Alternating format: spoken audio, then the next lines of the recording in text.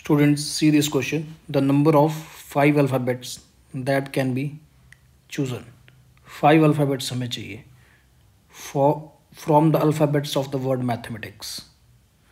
तो जब भी ऐसा क्वेश्चन आए सबसे पहले ये देख लो कि मैथमेटिक्स में कितने लेटर्स रिपीट हो रहे हैं और कितनी बार हो रहे हैं। तो मैथमेटिक्स में 2M है इसमें, और उसके साथ A भी 2 बार आया है एंड T 2 बार है। आफ्टर दैट HEICS, ये इसमें डिफरेंट कैटेगरीज हैं। तो 1 2 3 4 5 6 7 8, इसमें टोटल 8 डिफरेंट कैटेगरीज हैं।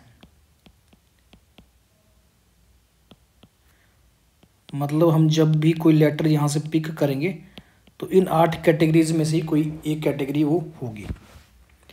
बिल्कुल स्टैंडर्ड क्वेश्चन है, कई बार ये कंसेप्ट रिपीट हुआ है, तो आसान क्वेश्चन, इसको इजी कैटेगरी में रखा जाएगा। अगर इसकी प्रैक्टिस किसी ने की हो तो ये डिफ़िकल्ट नहीं होगा।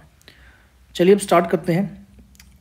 मतलब 5 लेटर तो हमें सेलेक्ट करने हैं ना, लेकिन किस तरह से करने, such that the chosen alphabets are not necessarily distinct. अब इसने बोल दिया कि नॉट नेसेसरीली डिस्टिंक्ट होना ज़रूरी नहीं है।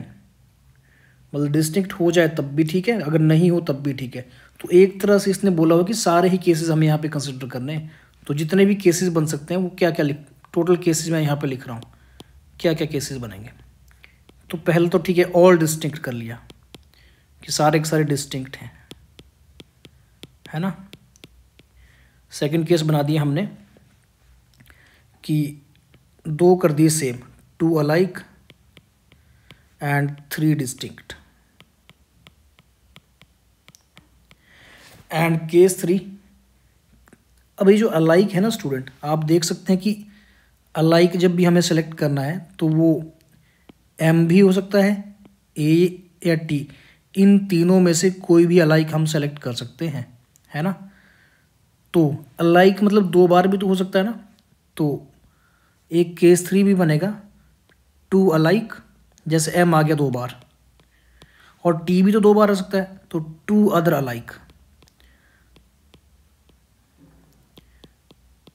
मतलब दूसरी कैटेगरी से, और जो एक बच जाएगा वो डिफरेंट होगा इनसे, 1 डिफरेंट।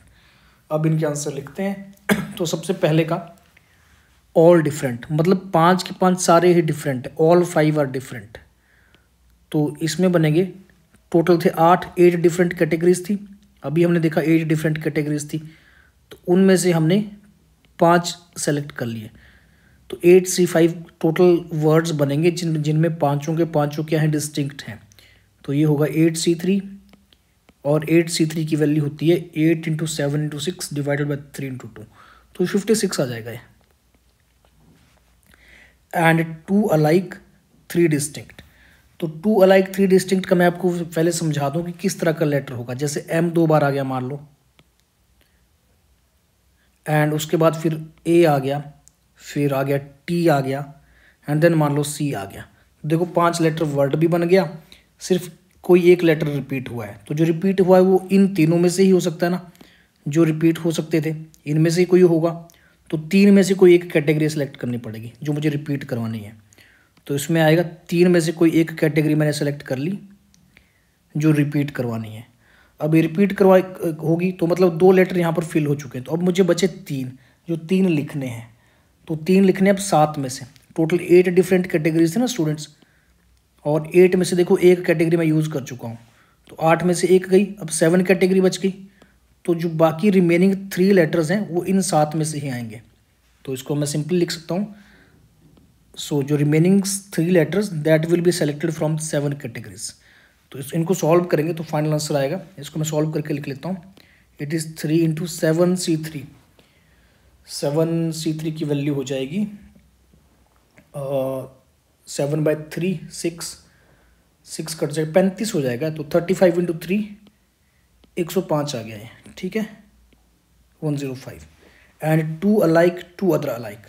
तो इसमें जैसे MM आ गया, फिर TT आ गया, और कोई मान लो I बच गया, है ना, या C आ गया। तो ये इस टाइप का वर्ड है।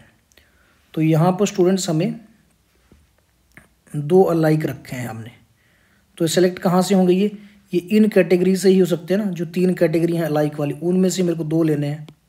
तो 3 में से कोई भी 2 3C2 से आएंगे, और जो बच गए बाकी 1 बचेगा वो बाकी रिमेनिंग कैटेगरी से।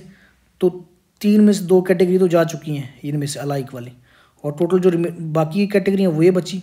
तो 1 2 3 4 5 6 कैटेगरी बची।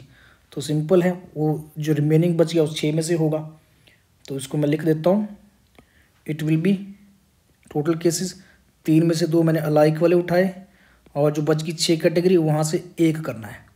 यहाँ पे 1 क्यों किया स्टूडेंट, क्योंकि 4 लेटर्स हमारे बन चुके थे। देखो 4 लेटर्स यहाँ पे हो चुके थे ऑलरेडी, दिस 4, एक ही चाहिए था।